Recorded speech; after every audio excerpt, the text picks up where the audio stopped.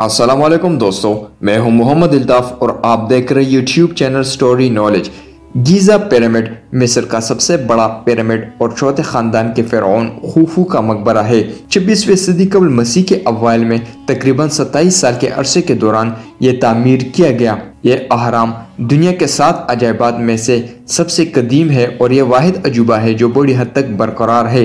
Giza का अजीम pyramid 147 metre की ऊंचाई के साथ ये 3500 साल से ज़्यादा अरसे तक दुनिया का सबसे ऊंचा इंसान का बनाया हुआ ढांचा रहा है। अहराम की तामीर के लिए भारी पत्थरों का इस्तेमाल किया गया था। इस सवाल का जवाब अभी तक नहीं मिला कि इसे कैसे तामीर किया गया। इस वक्त लोगों के पास जदीद टेक्नोलॉजी नहीं थी। उन्होंने एक यादगार बनाई जो अब भी कायम है। क्या आप तस्वर कर सकते हैं कि 4500 साल से ज़्यादा अरसे से एक ढांचा खड़ा है जो शदीद गर्मियों, तूफानों, मूसलाधार बारिशों और मौसमी हालात में अब भी बरकरार है। इस जैसा पुराना कोई दूसरा बच जाने वाला इंसान का बनाया हुआ ढांचा ज़मीन पर मौजूद नहीं है। ये 3500 साल से ज़्यादा अरसे से ज़मीन पर सबसे ऊंचा ढांचा रहा है।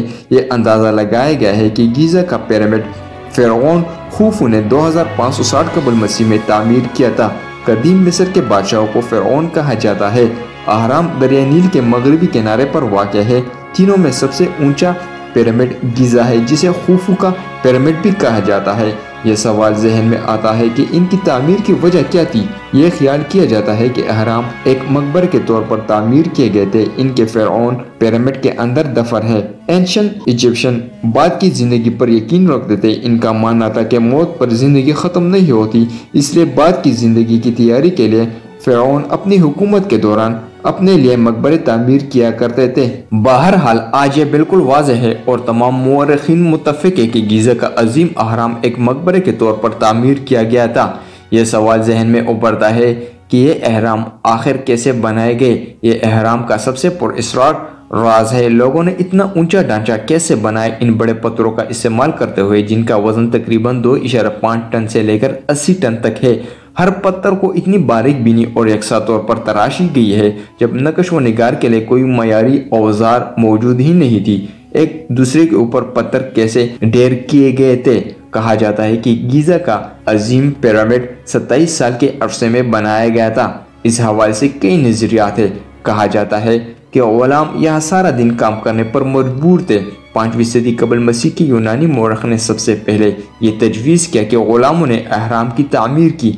लेकिन आज हम सब जानते हैं कि जिन लोगों ने ये अहराम बनाए थे वो इंतहाई स्किलफुल लेबर थे। इन्हें इतना अच्छा खाना खिलाया गया। वो इस वक्त के औसत मिस्री शहरी से ज़्यादा मजबूत और ज़्यादा अच्छी तरह से खिलाए गए थे। एक अंदाजे के मुताबिक पिरामिड की तामीर में तकरीबन 20,000 से 30,000 तक स्किलफुल लेबर शामिल थे। जहाँ तक तामीराती मवाद का ताल्लुक है, तकरीबन 5.5 मिलियन टन चूना पत्थर, 8,000 टन ग्रेनाइट और 5 लाख टन मोटर इस्तेमाल किया गया। इनमें से ज़्यादातर मवाद करीबी इलाकों से मुंतकिल किया गया था। सवाल ये पैदा होता है कि यह पत्थर कैसे काटे गए। तांबा इस वक्त इस्तेमाल होने वाली सबसे आम धात थी। औजार तांबे से बने थे। ग्रेनाइट की सख्त चट्टानों को डोलाराइट से तोड़ा गया। उन्होंने कुछ अनोखे तरीके इस्तेमाल किए, जैसे चट्टानों में दरारें और सुराख तलाश करना, इन शगाफों में पानी में भगोए हुए लकड़ी के पच्चर डालना। जब पत्थरों ने पानी जज़ब किया, पच्चर फैल जाएंगे और चट्टान टूट जाते हैं। अब एक बड़ा सवाल यह है कि यह पत्थर एक जगह से दूसरी जगह कैसे मुंतकिल हुए। एक काबिल फहम नजरिया यह है कि कानों से पत्थरों को मुंतकिल करने के लिए उन्होंने राफ्ट्स बनाए थे जो नदी पर तैरते थे, और एक बार पत्थर अहराम पर रखने के बाद वो एक दूसरे को ऊपर रख देते थे, गीली जमीन पर स्लेजेस का इस्तेमाल करते हुए। ये एक दिलचस्प नजरिया है जिसे 2014 में दरियाफ्त किया गया था, जिसकी बुनियाद पर जेहूती हेओटॉप के मकबरे के अंदर कूदी हुई पेंटिंग से मिल गई। जब इसका तजुर्बा तबियतदान डैनियल बॉन और इनकी टीम ने किया, उन्होंने पाया कि रेत में पानी की एक खास मकदार है। ज़मीन और खींचने वाली चीज़ के दरमियान रगड़ को कम करता है। ये गीली रेत पर चीज़ों को खींचना आसान बना देता है। स्कॉलर्स का ख्याल है कि रैंप इस तरह बनाया गया होगा, ज़मीन से ऊपर तक सीधी ढलवान, और यह ख्याल किया जाता है स्कॉलर के यहाँ कि रैंप इस तरह बनाया होगा कि ज़मीन से ऊपर तक सीधी ढलवान।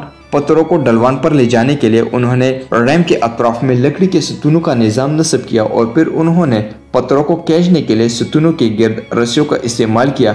ये माहिर तबियात जोसेफ वेस्ट ने 2014 में तजवीज़ किया था। इस नज़रिए के मुताबिक अहराम की एक सतह को मुकम्मल करने के बाद उन्होंने एक नई स्लोप बनाई होगी और इस बात को यकीनी बनाने के लिए कि स्लोप का एंगल ज़्यादा ना हो, उन्होंने एक लंबी स्लोप बनाई होगी, एक लंबी स्लोप बनाकर, ताकि स्लोप का झुकाव कम किया जा सकता है। एक और नज़रिए में तजवीज़ किया गया कि उन्होंने एक दूसरे के ऊपर पत्थरों के ढेर लगाने के लिए लीवर का इस्तेमाल किया होगा। बुनियादी तौर पर इन्हें एक मिडल पॉइंट लेने की ज़रूरत होगी जो ऊंचा होगा। इसके बाद ऊपर एक लंबा खंभा लगाया जाएगा कुतुब के दूसरी तरफ वजन के साथ, और फिर प्लानिंग के मुताबिक पत्थर को उठाना, मोड़ना और रखना आसान होगा। एंशिएंट इजिप्शियन ने दरिया नील से पानी निकालने के लिए इस तरीक़ेकार का इस्तेमाल किया। अपने खेतों को सैराब करने के लिए वो लोग यही तरीका इस्तेमाल करते थे।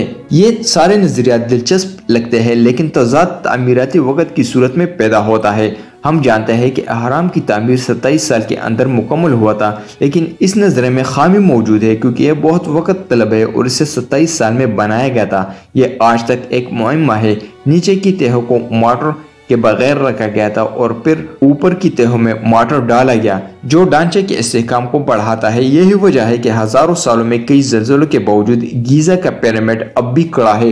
तामीर का आखिरी मरहला अहराम की सबसे बैरूनी तह थी। ये बारीक सफ़ेद रंग के चूने के पत्थर से बना था। इसका मतलब यह था कि जब सूरज की रोशनी इस पर पड़ती है ये अहराम सफ़ेद चमकदार तरीके से चमकेंगे। यह हज़ारों सालों में बोया गया था, सिर्फ सबसे ऊपर परत मौजूद है। कुछ लोगों का दावा है कि अहराम एलियंस ने बनाए थे क्योंकि इनका मानना है कि इंसानों के लिए इसे तामीर करना मुमकिन ही नहीं था।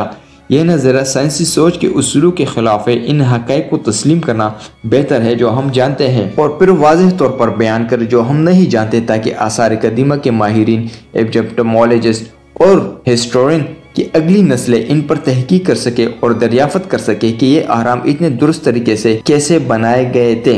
दोस्तों, अगर आपको वीडियो अच्छी लगे तो कमेंट बॉक्स में हमें ज़रूर आगाह कीजिए। अगर आपने अभी तक हमारा चैनल सब्सक्राइब नहीं किया हुआ है तो काइंडली चैनल को सब्सक्राइब करें और बेल आइकन ज़रूर प्रेस करें ताकि हमारी आने वाली वीडियो आप तक पहुँच सके। शुक्रिया।